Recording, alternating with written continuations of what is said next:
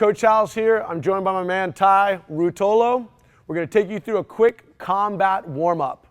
So let's start by taking our legs nice and wide. Take them wide, and then really important, we want to angle our toes in ever so slightly. So you can notice as Tye angles his toes in, he's going to root his feet into the ground. He's going to stand up nice and tall. He's thinking about these clavicle bones being nice and high.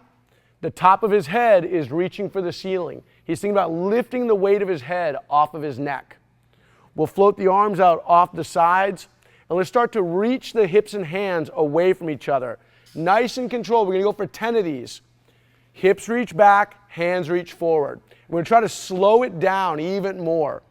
And back up. With control, the hips pull back, and we can spring up. As you're reaching the hips back, we want to try to feel the back of the leg tension. Start to think about spreading the floor apart as you reach the hips and hands away from each other. Use that tension to bring yourself up. Let's go for 3 more. On this rep, nice and controlled, hips reach back. Think about the legs wrapping in towards center. And this one we're going to hold. Reach them back and hold here. Start to squeeze your fingertips so I can't separate the hands. The legs are wrapping down and into the ground. Let's try to pull almost all the bend out of your knees. And we're going to go for 5 big inhales into the back of the rib cage. Breathe the back of the rib cage wide. Exhale, draw your stomach in. Think about pulling hips and hands even further away from each other. Challenge it. Your low back should be cooking right now. Wrinkle the floor between your feet. Imagine you're trying to draw your feet towards each other without moving, and pull yourself up nice and tall. Shake that off for a second. We're working to generate tension. As soon as you're done, shake that tension off. We're going to, again, take the legs nice and wide. We're going to angle the toes in ever so slightly. And we're going to go alternating sides. We're going to go for 10 hip rotations. So we're going to go ahead and Tye and start those half windmill rotations for me. So as his left hip reaches back, he's going to spear the right hand for the ground. And he's going to pull himself back up. And we'll go to the other side. As the right hip pulls back, he spears the left hand for the ground. And we're just going to work on this alternating sides. It's really important. As the hips hinge back, you let the pelvis guide your rotation. His right hip reaches further back than the left, and he reaches for the ground. Notice with each one, he's keeping the clavicles high. He's keeping space. He's inhaling and reaching. He's exhaling and coming up. Right hip reaches back. We spear the hand for the ground. Our main focus right now is the pelvis is rotating. Let's hold here for a moment. As that left hip reaches back behind his heels, he's got length and tension on the inside thigh of the long leg. He's got a little bit of tension on the back side of the left that he's rotated towards, and he's going to use that to bring himself back up. Let's go 2 more on each side. Right hip pulls back and up. Left hip pulls back and up, and shake it off. As you practice these, you're going to start to make these connections in your body. Try to coordinate your breath through each movement. We're going to take the legs wide, but this time we're going to angle the toes out ever so slightly. With your toes angled out ever so slightly, we're going to think about the chest up nice and high.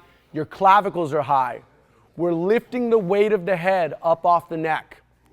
We're going to take a nice big inhale. Let's chop and sit the hips back behind the heels, flowing into our gorilla lift. As the hips pull back, he's tensioning them up and back. He's not going to sink into his quads. He's thinking about reaching the hips up, back behind him. He's thinking about pulling the knees apart, spreading them away from each other as he tries to spread the floor apart. He's got an expansive rib cage. He's going to scoop the right palm up, and he's going to think about reaching from here. Pinky side is high.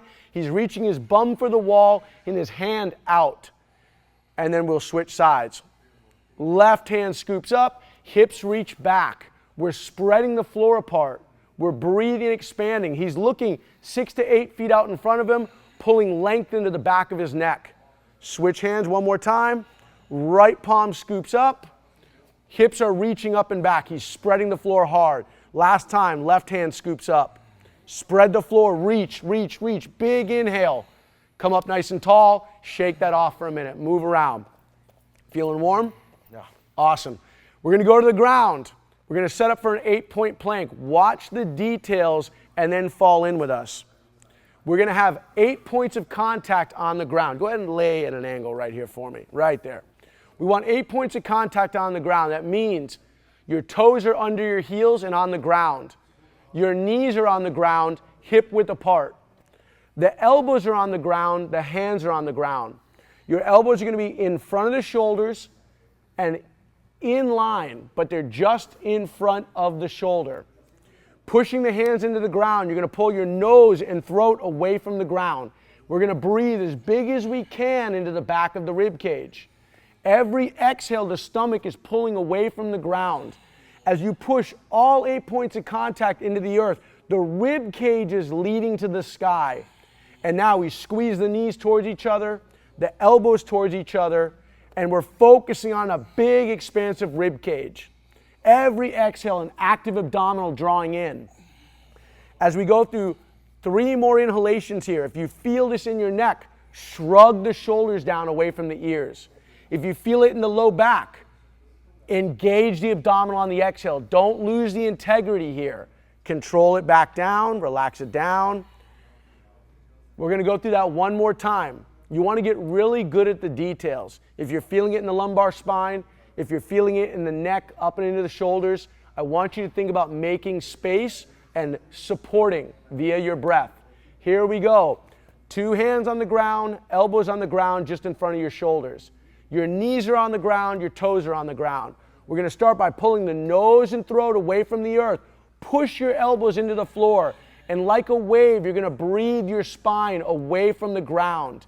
Every exhale, abdominal wraps and engages. Hips begin to hover, and you're pushing all 8 points of contact into the earth.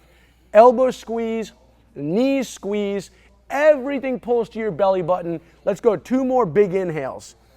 Slow exhale, draw it in. If you're doing this right, it's the hardest plank you've ever done. Breathe and reach, exhale, engage, and with control, let it come back down. Awesome work. Let's come back up. We really want to make a point that your thoracic spine is keeping its range of motion, and you're able to support your lumbar spine, that's your low back, with every exhale. Let's take the legs wide, turn the toes in. We're going to start and stop the same way. So we're going to finish up. Turn the toes in 5 times. Nice and controlled. We're going to reach hips and hands away from each other. Reach the hips back, hands go forward, even less knee bend. Pull up and back. So the hips reach back, hands reach forward. Reach them apart for 3. Reach them apart for 4. This 5th rep we're going to hold. Pull the 2 ends apart and let's hold here. We're thinking about the legs wrapping down and into the earth. The fingertips are squeezing. He's looking down the line of his fingertips, pulling length into the back of his neck. He's breathing the back of his rib cage wide, and every exhale he's engaging the abdominal. We'll float the hands up off the line of the forehead. We'll reach the hips back a few more inches. 2 more big inhales. This is a challenging point for him. I can't pull his hands apart. He's trying to pull them as far away from his hips as he can. He's going to use that tension to bring himself up. Shake it off. Almost there. Turn the toes in. One more time, legs wide. We're going to go for 3 rotations in each direction. Let the right hip guide, left hand spear. Left hip's going, right hand touches, and up. Alternate to the other side. Right hip is reaching further back than the left. We're hinging the hips back, reaching the hand for the ground. You can notice with each rotation, his pelvis rotates, his upper body follows. Let's go. And up. Last rep, best rep. Hold it. 1 big inhale here. Use that to bring yourself up. Let's narrow that stride just a little bit. Turn the toes out ever so slightly. Chop and reach the hips back. We're going back into our gorilla lift. So right now he's dropping into a nice, almost quasi squat. So what we want to do here, is pull these hips up and back till they're just above his knee joints. So his hips are above the knees, but below his shoulders. He's thinking about spreading the floor apart. He's pushing the pockets of his shorts apart. He's going to scoop his right palm up, and the pinky side's going to stay high. We want the lats, these big muscles that support your shoulders, to wrap the rib cage. We breathe big. Switch hands. Left palm, pinky side high. He's shrugging down. He's pulling the hips back. Last big inhale. And come up nice and tall. Shake it off. Nice work. Do that every day. Stay agile for your practices. Feel well.